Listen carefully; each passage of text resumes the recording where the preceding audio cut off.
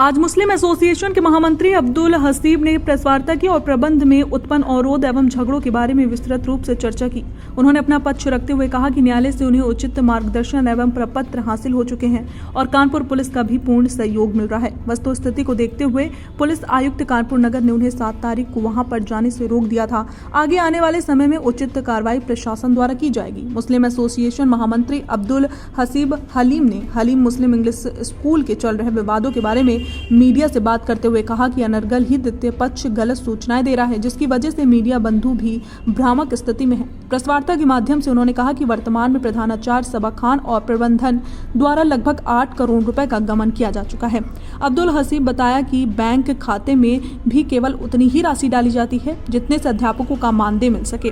उन्होंने ये भी स्पष्ट किया कि 2018 में सबा खान को उन्होंने ही मासिक वेतन 8,000 पर कार्यालय प्रबंधन हेतु नौकरी पर रखा था।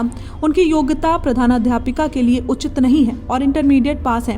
ऐसे में द्वितीय पक्ष साजिश के तहत आपस में मिलकर पैसों के गमन को करते हुए विद्यालय की आंतरिक व्यवस्थाओं को चौपट कर रहा है।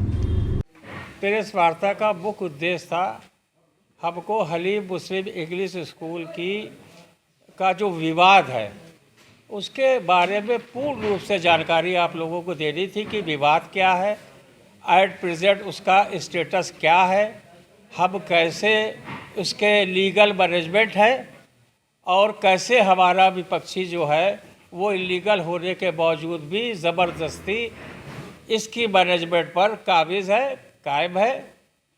मुख्य बात हमको ये बतानी थी।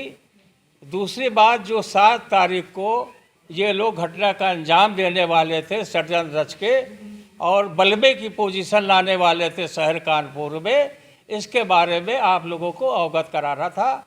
और मुझे ये 7 तारीख को जब पता चला सवेरे 8:30 बजे, चूँकि हम लोगों को जाना था पुलिस के साथ, तो फ़ौरन ही हमने माननीय कमिश्नर साहब को अवगत कराया और जब उन्होंने इनपुट लिया तो उनको भी इनपुट सही पता चली कि ये सही है और उन्होंने उस दिन ये कार्यक्रम स्थगित किया।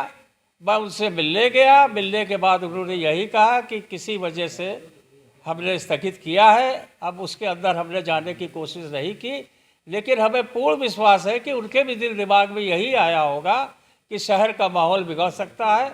अब इसको जो है कोई ना कोई स्ट्रेटजी बनाकर और हमको न्याय वो देंगे। वर्तमान परिप्रेक्ष्य में जो आरोप वहाँ के प्रधानाचार्य द्वारा लगाए गए हैं उन पर क्या कहना चाहते हैं? और जैसा कि आपकी तरफ से भी एक बात आई थी कि बहुत सारा पैसा ऐसा है जो फंड, बीमा और इन सारी चीज़ों का वो भी निर्गत नहीं हुआ है, कमेटी को नहीं पहुँचे है, उसके बारे में क्या कहें? देखिए, हमारे पंजीकृत बाइलाज के अनुसार हमारे हलीम मुस्लिम इंग्लिश स्कूल के फंड की जिम्मेदारी प्रिंसिपल और प्रबंधक की होती है। खाता संचालन की, फीस इकट्ठा करने की, उसको बैंक में जमा करवाने की, ये प्रबंधक की जिम्मेदारी होती है। अब आश्चर्य करने वाली बात यह है कि एक इलीगल आदमी पूरे प्रबंध तंत्र को चला रहा है, जबकि प्रबंध तंत्र के 11 सदस्य होते हैं।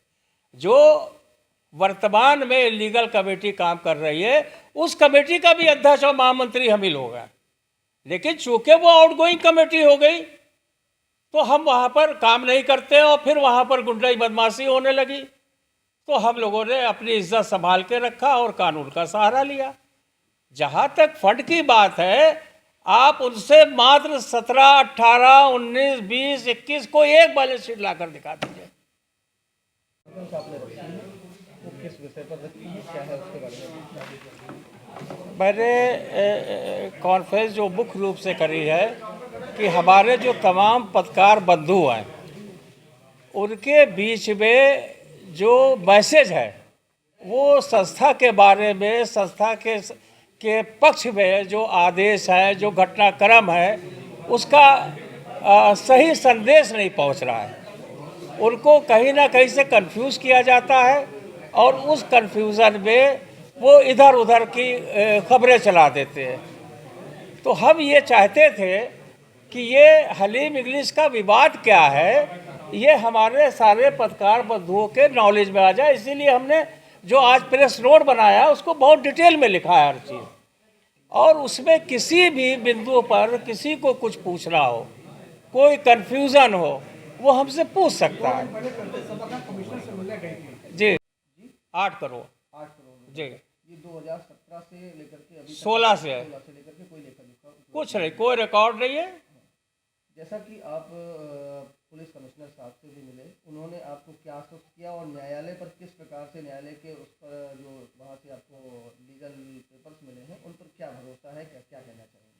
नहीं, हमें पूरा भरोसा है, देर है अंधेर नहीं है, और उच्च न्यायालय का आदेश है। लेकिन ठीक है, 6 को नहीं इम्प्लीमेंट हो पाया, 7 को नहीं इम्प्लीमेंट हो पाया, लेकिन ऐसा नहीं है। उच्च अधिकारी माननीय न्यायालय के आदेश का सम्मान करते हुए, चूंकि उस दिन हालात बिगड़ सकते थे, 7 तारीख को 101% दंगा होता और इसकी प्लानिंग थी। पुलिस आयुक्त कानपुर से मिलने के बाद उन्होंने कुछ आपको आश्वस्त किया? मुझे आश्वासन दिया है कि 2-3 रोज़ आप थोड़ा वेट करिए, हम इसको देख रहे हैं। अपने और अधिकारियों के साथ भी मिलकर इस बारे में मीटिंग करेंगे। हम राय मशवरा करने के बाद कोई ना कोई हम इसमें स्टेप लेंगे कि हमको न्याय मिलेगा। जब तक नहीं मिल रहा था, नहीं मिल रहा था, अब इसकी शुरुआत हो गई है और न्याय मिल के रहेगा।